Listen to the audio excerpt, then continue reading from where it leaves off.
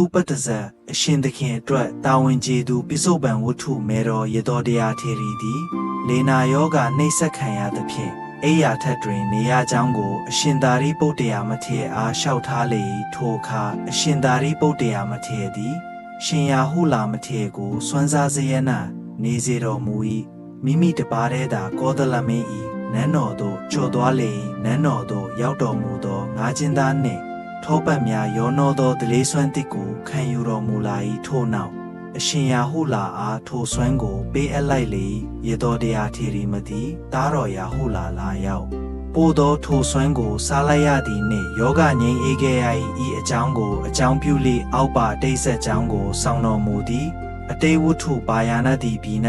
ပြဲမတမင်းကြီးစိုးစံစဉ်ဖျားလောင်းသည်သူပတ္တကြီးမင်းဖြစ်၏အချွေရန်8000နှင့်တကောဘာယာနတိဘီကိုမိလေနေလေ၏သူ၏ကြီးမိဖူရာမှာတုပ္ပကဖြစ်၏ကြီးစစ်သူကြီးမှာတုမုခဖြစ်၏ဒီနေ့တွင်သူပတ္တကြီးမင်းသည်ကြီးမိဖူရာနှင့်အတူအစာရှာထွက်လာ၏ဘာယာနတိမင်း၏စားဖို့ဆောင်ပေါ်မှဖြက်လေပြန်တန်းကြစဉ်တုပ္ပတာသည်မင်းကြီးအတွက်ချက်ပြုတ်နေသောငါမဲဟိ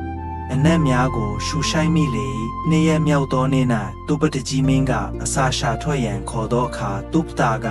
ကျမမလိုက်လိုပါဘာယာနတိမင်း၏ဘောဇင်များကိုစားလို့သည့်ချင်းချင်းအာသာရှိနေပါသည်ထိုဘောဇင်ကိုမှမစားရလေ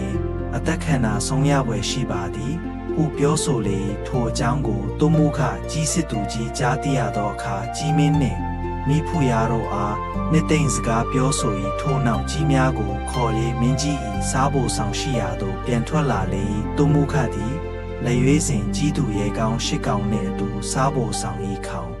မိုးပေါ်တွင်နားနေလေကြံသောကြီးများကိုမူအဆောင်ရှောက်များအဖြစ်ဟိုတဆုဒီတဆုနေရာခွဲနေစဉ်လေမကြာမီစားတော်ခဲ့သည်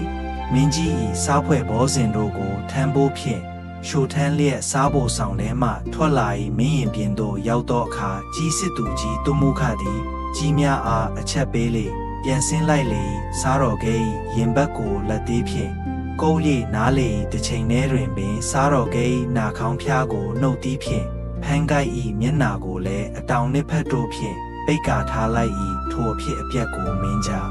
ဤသည်လမ်းမြင်လိုက်ရသဖြင့်အချင်းစားတော်ကဲဘောဇင်များကိုစွန့်လေကြီးကိုသာအမိအယဖမ်းယူခဲ့ဟုလမ်းပြောလိုက်၏စားတော်ကဲသည်ဘောဇင်များကိုလွတ်ချလေတုမုခကြီးကိုသာအမိအယဖမ်းလေထိုချိန်တွင်တုမုခမှာထားသည့်အတိုင်းလေးကောင်သောကြီးသူရဲကောင်းသည်သမင်းများကိုနှုတ်သီးဖြင့်အပြည့်ယူ၏ကြံလေးကောင်တို့က